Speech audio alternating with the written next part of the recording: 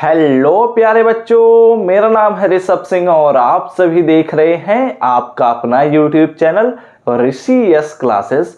और आज के इस वीडियो में हम बात करने वाले हैं बीएससी थर्ड सेमेस्टर केमिस्ट्री का जो हमारा पेपर है chemical dynamics and coordination chemistry, उसका जो यूनिट 4 है जिसमें हम गैसियस स्टेट के बारे में पढ़ते हैं, उसका एक और लेक्चर लेकर आ चुके हैं। और इस लेक्चर में हम पढ़ने वाले हैं कि कोलिजन डायामीटर क्या होता है, कोलिजन फ्रीक्वेंसी क्या होता है और कोलिजन नंबर क्या होता है। इन तीन टॉपिक्स को इस लेक्चर में हम कवर करने की कोशिश करेंगे। और यह एक इम्पॉर्टेंट क्वेश्चंस का ही वीडियो है, क्योंकि यह जो क्वेश्चन बनते हैं, इससे क्वेश्चन जो बनेंगे आप सभी के एग्जाम में, वो वेरी शॉर्ट आंसर टाइप के क्वेश्चंस में पूछे जा सकते हैं।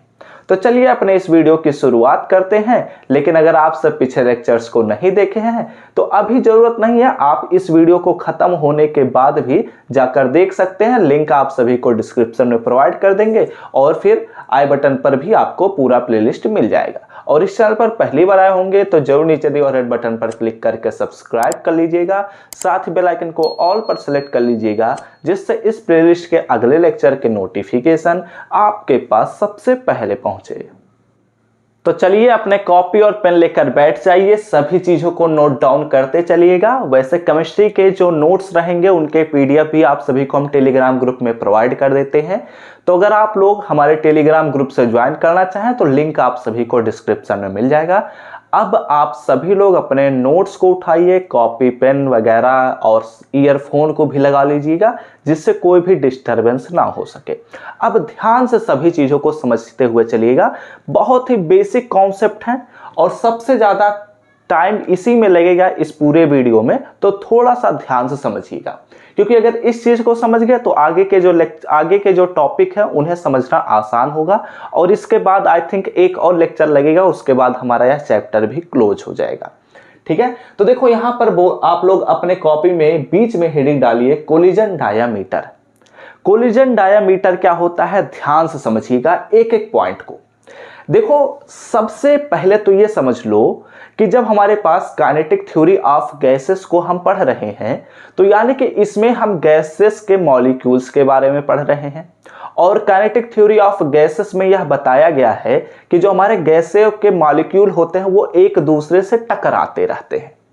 ठीक है, तो जब टकराते हैं तो उनके बीच क्या हो रहा है, कोलाइड हो रहा है, कोलिजन हो रहा है। तो यहां पर उसी को ही थोड़ा सा आगे बढ़ाते हुए बात करना शुरू करेंगे हम कि कोलिजन डायामीटर क्या होता है। ठीक है, तो ऐसा देखा गया कि जब दो मॉलिक्यूल एक दूसरे के पास ऐसे आते हुए जब टकराते हैं तो उनके बीच की जो डायामीटर, जो उनके सेंटर्स के बीच का डिस्टेंस है, उसी को ही हम कोलिजन डायामीटर कहते हैं। बस इतना ही कॉन्सेप्ट है, इसके अलावा कुछ और कॉन्सेप्ट हमें समझने की जरूरत नहीं है, मैं समझाता हूं। देखो हम जानते हैं, वैसे मैं डिफरेंट कलर्स का उपयोग कर रहा हूं, तो आप लोग थोड़ा सा, वैसे मुझे नहीं लगता कि ये डिफरेंट कलर आपको दिखेगा, लेकिन फिलहाल मैं मानकर चलता हूं। वैसे देखो हम जानते हैं कि अगर हम बात करते हैं एक मॉलिक्यूल के बारे में, तो एक गैस का अगर हम मॉलिक्यूल लेते हैं तो वैसे तो नॉर्मली हम सपोज करेंगे कि वो स्फेरिकल शेप का ही होगा और हर एक मॉलिक्यूल का जो साइज होगा वो बराबर ही होगा। जैसे कि अगर हम मान लेते हैं H2O गैस के लिए, H2 गैस के लिए, तो उनके जो मॉलिक्यूल्स का शेप होगा वो तो बराबर ही होगा और स्फेरिकल ही होगा, तो हम मानकर वही चल रहे हैं। तो हम मान लेते हैं कि ये हमारे पास एक मॉलिक्यूल है किसी भी गैस का, और उसी गैस का यह दूसरा मॉलिक्यूल हमारे पास है। ध्यान से देखिएगा, उतने ही बड़ा बनाना है, इससे डिफरेंट मत बनाइएगा। वैसे हो सकता है मुझसे थोड़ा डिफरेंट बन जाए, क्योंकि बोर्ड पर अब मैं एकदम सर्कल बना दूं तो ऐसा तो मुझसे तो लगता नहीं है कि पॉसिबल हो पाएगा, लेकिन फिलहाल लग रहा है कि जैसे बराबर ही है। ठीक है, अब देखो यहां पर क्या कहता है, ये हमारे पास किसी भी गैस के दो मॉलिक्यूल्स हैं। अब जब हम जानते हैं कि किसी भी गैस के दो मॉलिक्यूल आपस में टकराते हैं, कितने भी मॉलिक्यूल्स अगर हम एक कंटेनर में किसी भी गैस को छोड़ देते हैं तो उन गैस के जो मॉलिक्यूल्स होंगे वो एक दूसरे से टकराएंगे, ये 100% गारंटी है। ठीक है, क्योंकि उनमें गतिज ऊर्जा पाई जाती है, उनमें मोमेंटम पाया जाता है। ये सभी चीजें मैं ऑलरेडी समझा चुका हूं। तो जब ये एक दूसरे से टकराने की स्थिति में आएंगे, ठीक है, तो वो जब एक दूसरे से टकराएंगे ही, तो जो इनका एक मॉलिक्यूल अगर हम सपोज करते हैं, दूसरे मॉलिक्यूल को अभी भूल जाइए, एक मॉलिक्यूल को अगर देखें तो उस मॉलिक्यूल का जो सेंटर होगा वो कहां होगा, उसके न्यूक्लियस पर होगा। एक मॉलिक्यूल का जो सेंटर होगा वह कहां होगा, उसके न्यूक्लियस पर होगा। जो ये हमारे पास सर्कल रूप में दिख रहा है वो तो हमारे पास सेल्स हैं, उस मॉलिक्यूल के ये सेल हैं जिसमें इलेक्ट्रॉन पाए जाते हैं, लेकिन जो उनका न्यूक्लियस होता है वो सेंटर में पाया जाता है। तो ये एक मॉलिक्यूल के बारे में हुआ, तो सिमिलरली हम दूसरे मॉलिक्यूल के बारे में भी समझ सकते हैं। तो जब हम दो मॉलिक्यूल को उठाते हैं, ठीक है, वो एक दूसरे से टकराए, तो जिस टाइम वो टकराएंगे एक दूसरे से, तो उनके जो सेंटर के बीच का डिस्टेंस होगा, ये जो हमारे पास डिस्टेंस होगा, ठीक है, ये सबसे करीब का डिस्टेंस होगा।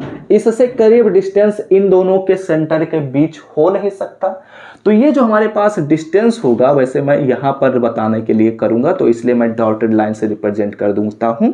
तो इनके जो सबसे करीब डिस्टेंस होगा, इस डिस्टेंस को हम सिग्मा से रिप्रेजेंट करेंगे, ठीक है। इनके सेंटर्स के बीच का जो डिस्टेंस है उसे हम सिग्मा से रिप्रेजेंट करेंगे, और सबसे कम दूरी का जो डिस्टेंस है उसी को ही हम सिग्मा से रिप्रेजेंट कर रहे हैं, और इस डिस्टेंस को ही हम कहते हैं कोलिजन डायामीटर। क्या कहते हैं, कोलिजन डायामीटर। तो कोलिजन डायामीटर क्या है, जब दो मॉलिक्यूल एक दूसरे से कोलाइड कर रहे हैं तो उनके सेंटर के बीच का कम से कम डिस्टेंस ही उनका कोलिजन डायामीटर कहलाएगा। हिंदी में समझो, मैंने हिंदी में समझाया, अब इंग्लिश की तरफ बढ़ते हैं। अब यहां पर हम अपने टॉपिक को समझ लिए, अब यहां पर हम अपना काम शुरू करते हैं, ठीक है।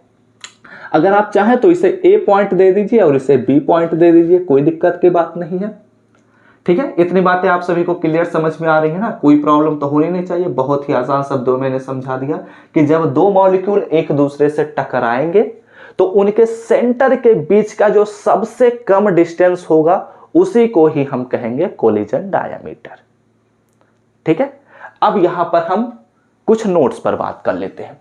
कहता है कि when two molecules of gas approach each other they can not comes closer beyond a certain distance. क्या कहता है कि जब दो मॉलिक्यूल, किसी भी गैस के जब दो मॉलिक्यूल एक दूसरे के करीब आते हैं तो they can not comes closer beyond a certain distance, तो वो एक सर्टेन डिस्टेंस के बाद वे एक दूसरे के करीब नहीं आ सकते, और वो सर्टेन डिस्टेंस यही है, ठीक है।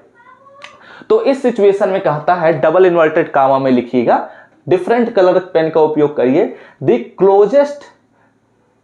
Closest distance between the centres of two molecules taking part in a collision is known as collision diameter. क्या कहता है कि किसी भी कोलिजन में, ठीक है, जब दो मॉलिक्यूल्स एक दूसरे से टकराते हैं, कोलिजन हो रहा है तो टकराएंगे ही, तो उनके सेंटर का जो सबसे कम डिस्टेंस होगा उसी को कोलिजन डायामीटर कहते हैं, जो कि मैंने नॉर्मली वे में समझाया भी। It is represented by sigma, इसे हम सिग्मा से रिप्रेजेंट करते हैं। मैंने डिफरेंट कलर उपयोग किया है, येलो कलर, हो सकता है आप सभी को येलो कलर में ही दिखे, तो यहां पर देखो ये सिग्मा लिखा गया है। अगला पॉइंट कहता है कि व्हेनेवर, अब देखो ये डिफरेंट पॉइंट्स कहता है, चीजें वही कह रहा है, बस इसे घुमा कर बोला गया है कि जब किसी भी गैस का जो कोलिजन डायामीटर है, हम सपोज करते हैं कि किसी भी गैस का जो कोलिजन डायामीटर है वो है सिग्मा, तो जब उस गैस के मॉलिक्यूल जब एक दूसरे से सिग्मा डायामीटर पर पहुंचेंगे तो वो एक दूसरे से कोलाइड कर ही जाएंगे, क्योंकि उससे कम डिस्टेंस हो ही नहीं सकता। तो वही बात बोली जा रही है कि whenever the distance between the centre of the two molecules is sigma A collision occurs, तो इस सिचुएशन में वहां पर कोलिजन अकर करेगा ही करेगा, क्योंकि उनका जो डायमीटर है वो हमने फिक्स कर दिया कि सिग्मा है। तो जब सिग्मा डायमीटर फिक्स हमने पता कर लिया, तो जैसे ही दो मॉलिक्यूल सिग्मा से कम डिस्टेंस पर पहुंचेंगे, सिग्मा डिस्टेंस पर ही पहुंचे, वो तुरंत ही एक दूसरे से टकरा जाएंगे, उससे ज़्यादा करीब वो आ ही नहीं सकते। बातें क्लियर हुई? तो इसमें कुछ एग्जाम्पल्स के तौर पर हम बात कर लेते हैं। डिफरेंट कलर मैंने उपयोग किया है, तो यहाँ पर ध्यान दीजिएगा, ठीक है। यहाँ पर कहता है, एक एग्जाम्पल मैं ले लेता हूँ, चलो मैं एक एग्जाम्पल ले लेता हूँ H2O मॉलिक्यूल का, ठीक है। द कोलिजन डायामीटर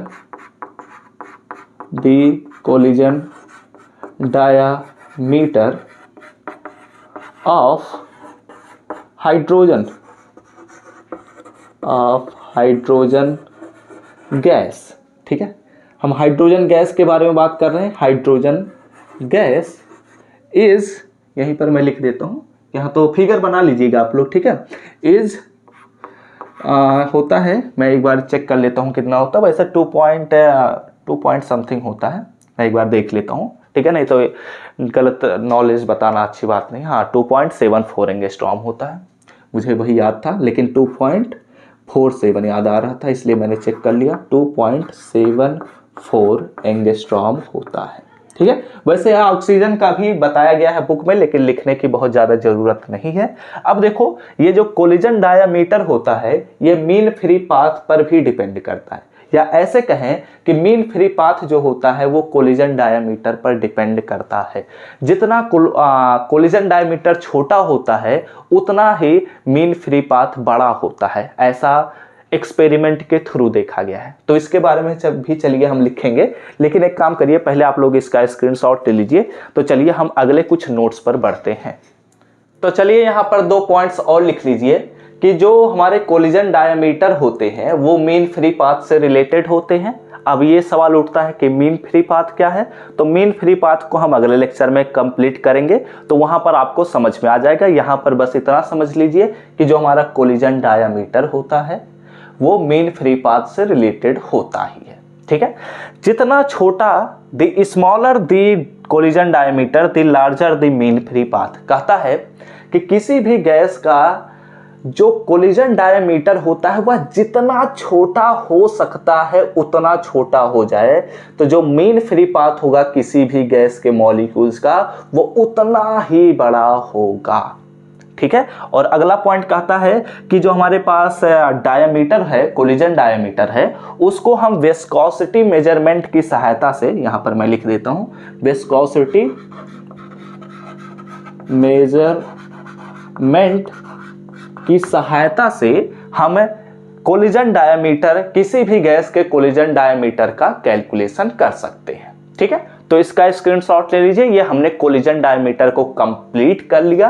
अब हेडिंग डालिए कि कोलिजन नंबर। अब हम बात करते हैं कि कोलिजन डायमीटर हमने पढ़ लिया, अब हम बात करते हैं कि कोलिजन नंबर क्या होता है।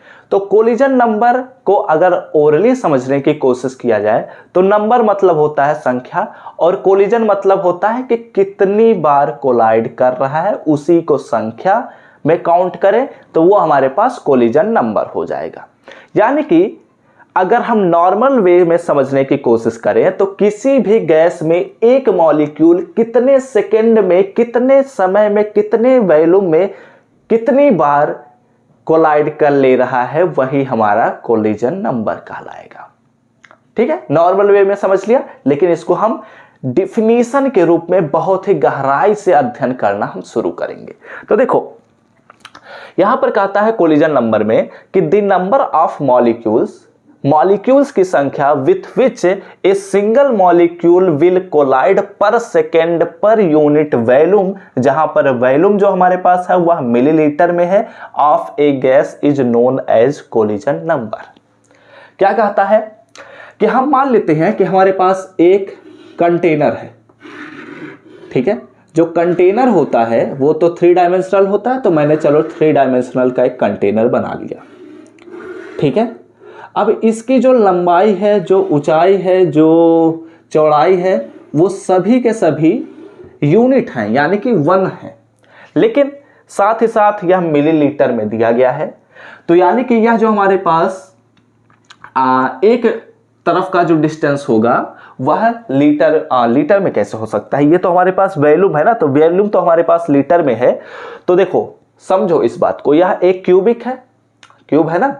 तो देखो इस क्यूब का हम मानते हैं कि यह जो एक इसका लेंथ है, जो इसका हाइट है और जो इसका विड्थ है, ये सभी के सभी 1 हैं, यानी कि एक है, तभी हम पर यूनिट की बात कर रहे हैं। और इसका जो वॉल्यूम है, ठीक है, वो 1 मिलीलीटर है।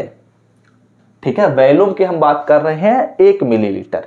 तो अब हम इसमें गैस को छोड़ दिए, गैस के मॉलिक्यूल्स को हमने छोड़ा, तो वो 1 सेकेंड में एक मॉलिक्यूल के द्वारा जितने भी मॉलिक्यूल टकरा जाते हैं, जैसे जब इसमें हम गैस के मॉलिक्यूल्स को छोड़ेंगे तो इसमें बहुत सारे मॉलिक्यूल्स आ जाएंगे। तो जब बहुत सारे मॉलिक्यूल्स आएंगे तो हम मान लेते हैं कि एक मॉलिक्यूल यहां कहीं पर है। ठीक है, अब ये जो हमारे पास मॉलिक्यूल है, इस मॉलिक्यूल के आजू बाजू बहुत सारे मॉलिक्यूल रहेंगे।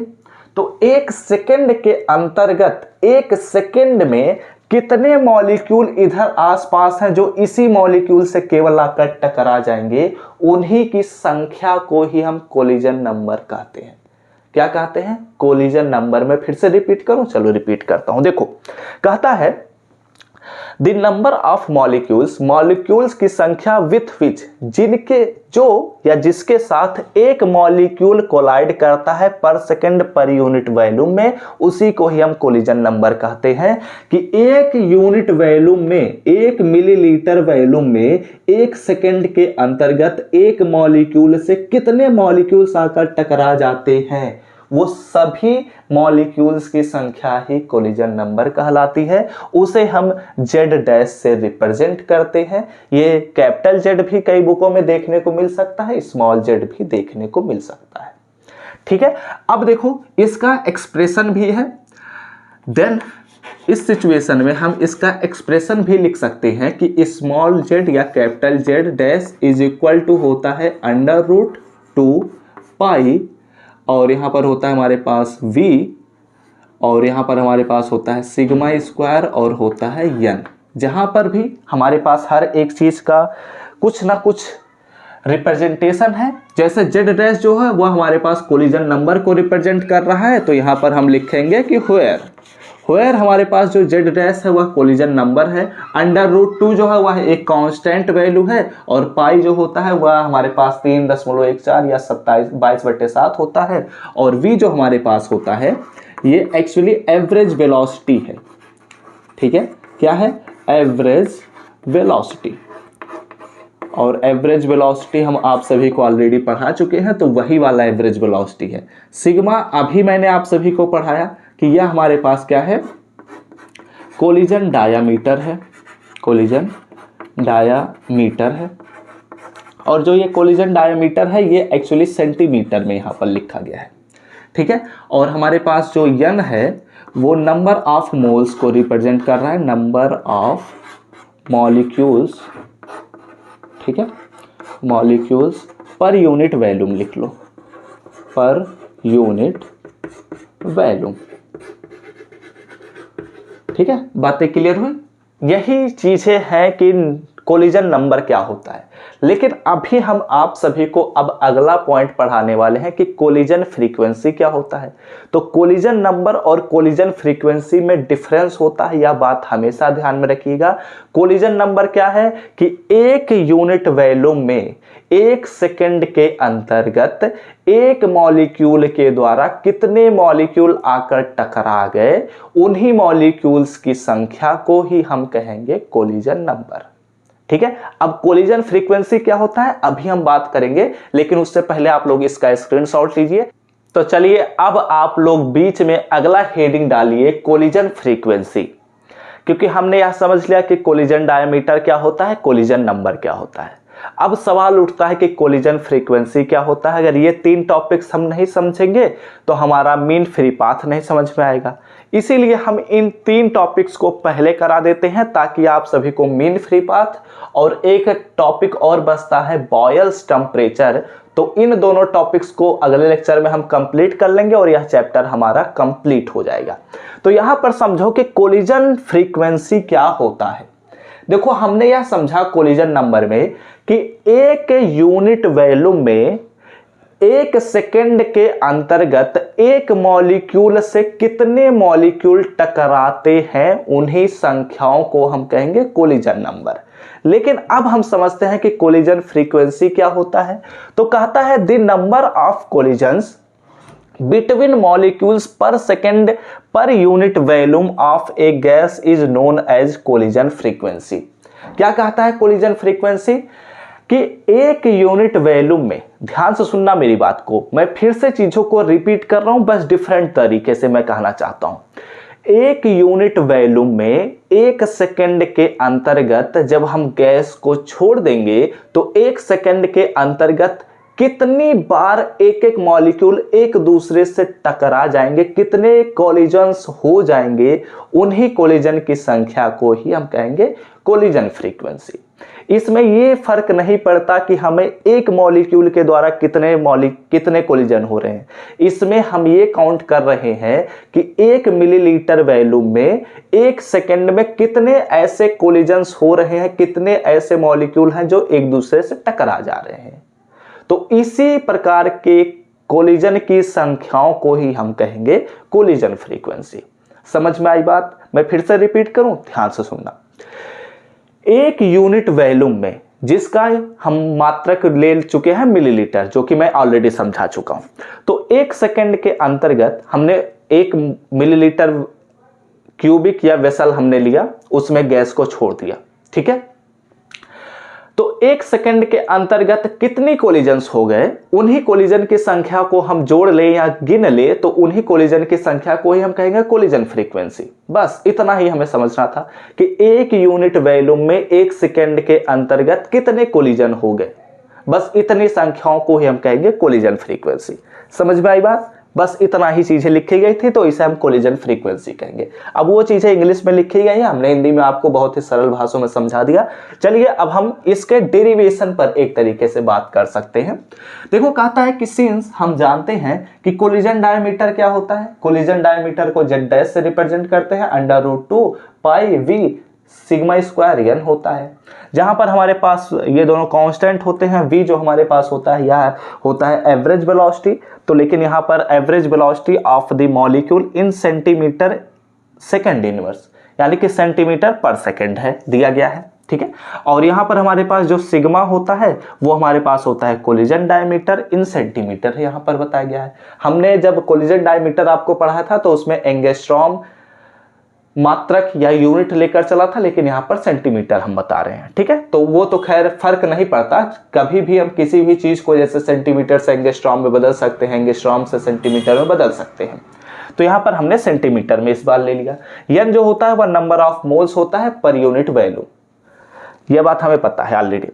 तो अब देखो, हम इसी को ही आगे बढ़ाएंगे और यहीं से ही हमारा कैलकुलेशन होगा। इसमें एक मॉलिक्यूल द्वारा कितने कोलिजन्स हुए थे, अब हम बात कर रहे हैं कि कुल मॉलिक्यूल द्वारा कितने कोलिजन होंगे। तो हम क्या करेंगे, total number of molecules colliding पर मिलीलीटर पर सेकेंड। देखो, एक यूनिट वॉल्यूम में कितने मॉलिक्यूल्स थे, तो टोटल नंबर ऑफ मॉलिक्यूल्स को हमने n सपोज कर लिया। सिंपल सी बात है, ध्यान से सुन लो। एक यूनिट वॉल्यूम में जब हम गैस के मॉलिक्यूल्स को छोड़ेंगे तो कितने वॉल्यूम रहेंगे, n मॉलिक्यूल रहेंगे, n मॉलिक्यूल ही रहेंगे, जहां पर n जो है वो हमारे पास अवोगाद्रो संख्या को रिप्रेजेंट करेगा, ठीक है। तो यहां पर अब उसी चीज के बारे में बात कर रहे हैं कि अगर n मॉलिक्यूल्स थे तो उनके द्वारा जो कोलिजन डायमीटर होगा वो कितना होगा। एक सेकंड, यहां पर कोलिजन डायमीटर नहीं, यहां पर कोलिजन नंबर होगा ना यार। ओहो, चलो अच्छा हुआ मैं सही टाइम पे देख लिया, नहीं तो बहुत बड़ी गड़बड़ी हो जाती। कोलिजन नंबर का हमने ये फार्मूला देखा था ना। तो देखो, कोलिजन नंबर में एक मॉलिक्यूल के द्वारा होता है, तो एक मॉलिक्यूल के द्वारा जो कोलिजन नंबर होता है वह जेड डैश से रिप्रेजेंट किया जाता है और उसके लिए ये फार्मूला होता है, जहां पर क्या क्या चीज है वो ऑलरेडी हम बता चुके हैं। अब देखो, जब हम जानते हैं कि एक यूनिट वॉल्यूम में गैस के मॉलिक्यूल को छोड़ेंगे तो कितने नंबर ऑफ मॉलिक्यूल्स होंगे, n होंगे, जो कि अवोगाद्रो संख्या को रिप्रेजेंट करेगा। और अवोगाद्रो संख्या कितना बराबर होता है, 6 दशमलव, आप लोग जानते होंगे। आगे बढ़ते हैं। तो अगर हमारे पास n मॉलिक्यूल्स हैं और एक मॉलिक्यूल के द्वारा इतने कोलिजन हो रहे हैं तो n मॉलिक्यूल के द्वारा इतने मल्टीप्लाई n हो जाएगा, यानी कि Z dash multiply by N हो जाएगा। तो z is equal to Z dash multiply by N, और यहाँ पर जेड डैश का वैल्यू हम जानते हैं हमारे पास होता है अंडर रूट 2 पाई b और सिग्मा स्क्वायर, और n से n में जब मल्टीप्लाई होगा तो यहाँ पर भी हो जाएगा n स्क्वायर। ठीक है, तो ये हमने n नंबर ऑफ मॉलिक्यूल्स के द्वारा कोलिजन को काउंट किया। लेकिन एक कोलिजन में कितने मॉलिक्यूल पार्टिसिपेट करते हैं? 2 पार्टिसिपेट करते हैं।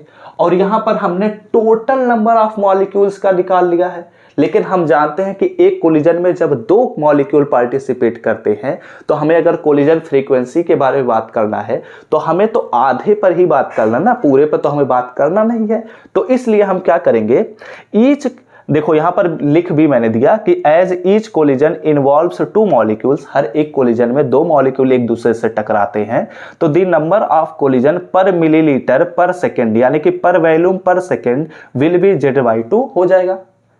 तो इसलिए जो हमारे पास कोलिजन फ्रीक्वेंसी हो जाएगा वह Z/2 हो जाएगा। और तब इस सिचुएशन में हमारे पास जो कोलिजन फ्रीक्वेंसी होगा, कोलिजन फ्रीक्वेंसी, ठीक है, तो कोलिजन फ्रीक्वेंसी को हम रिप्रेजेंट करेंगे n और नीचे c से, इसे हम कहेंगे collision frequency, number of collisions. ठीक है, तो इसलिए नंबर ऑफ कोलिजन्स मतलब कि कोलिजन फ्रीक्वेंसी। तो कोलिजन फ्रीक्वेंसी मतलब हो गया Z/2, और z का वैल्यू हमने अभी कैलकुलेट किया, यहां पर लिखा हुआ था मैंने, अंडर रूट 2 पाई v, यही है ना, 2 पाई v sigma square n square और अपॉन में हो गया 2। ठीक है, अब अंडर रूट 2 से जब 2 को कैंसिल करेंगे तो यहां पर हो जाएगा अंडर रूट 2, तो ऊपर मिलेगा हमें पाई v sigma square n square upon में हो जाएगा अंडर रूट 2, और ये हमारे पास हो गया नंबर ऑफ कोलिजन्स। बात क्लियर हो गई? तो यही हमारे पास, और एक चीज ध्यान में रख लीजिएगा, नोट करके एक पॉइंट लिख लीजिएगा, मैं बोल रहा हूं कि नंबर ऑफ कोलिजन्स ज्यादा होंगे जब इस गैस के टेम्परेचर को हम बढ़ा देंगे, क्योंकि हम जानते हैं कि जब गैस के टेम्परेचर को हम बढ़ाएंगे तो मॉलिक्यूल एक दूसरे से ज्यादा तेजी से टकराएंगे, और जब ज्यादा तेजी से टकराएंगे तो नंबर ऑफ कोलिजन्स बढ़ जाएंगे। ठीक है, तो लिख लीजिए कि in increase of temperature the number of collisions increases. ठीक है, और एक और पॉइंट हम लिख सकते हैं कि अगर हमारे गैस के डायमीटर बड़े हो जाएं तो भी कोलिजन की संख्या ज्यादा हो सकती है, साइज बड़ा होने पर। ठीक है, एक चीज और लिख लेना दूसरा पॉइंट करके कि if we increase the size of molecules of gas the number of collisions increases. ठीक है, ये 2 पॉइंट्स आप लोग लिख लीजिए, क्योंकि यहां पर अभी लिखवाने के लिए जगह नहीं है और फिर से मुझे क्लियर करके लिखना पड़ जाएगा। तो ये दोनों चीजें आप लोग लिख लीजिए ना, क्योंकि ये आप सभी के ऑब्जेक्टिव एग्जाम में पूछे जा सकते हैं। फिलहाल स्क्रीनशॉट ले लीजिए, हमने कोलिजन फ्रीक्वेंसी को भी कंप्लीट कर लिया इस वीडियो में, स्क्रीनशॉट ले चुके। तो अब इसके साथ इस लेक्चर को हम समाप्त करेंगे। हम लोगों ने यह समझ लिया कि कोलिजन फ्रीक्वेंसी, कोलिजन डायमीटर और कोलिजन नंबर क्या होता है। अब इस चैप्टर में हमारे पास एक और लेक्चर बचता है, जो कि हमारा अगला लेक्चर होगा। उसमें हम मीन फ्री पाथ और बॉयल्स टेम्परेचर पर बात करेंगे। तो अगर वीडियो अच्छा लगा हो तो लाइक करिएगा, साथ ही साथ कमेंट करके बताएगा कि क्या आप सभी को यह लेक्चर समझ में आया है या नहीं। और इससे पिछले वाले लेक्चर्स को नहीं देखे हैं तो अब आप जाकर प्लेलिस्ट लिंक डिस्क्रिप्शन में मिल जाएगा, जाकर देख सकते हैं। सभी लेक्चर्स को देख लीजिए, क्योंकि यह चैप्टर आप सभी के लिए बहुत ही इंपॉर्टेंट है। और इस चैनल पर पहली बार आए होंगे तो सब्सक्राइब करने के साथ बेल आइकन को ऑल पर सिलेक्ट कर लीजिएगा, जिससे इस प्लेलिस्ट के अगले लेक्चर के नोटिफिकेशन आपके पास सबसे पहले पहुंचे। तो हम सब मिलते हैं अपने नेक्स्ट लेक्चर में, तब तक पढ़ते रहिए, संघर्ष करते रहिए और सफल होते रहिए।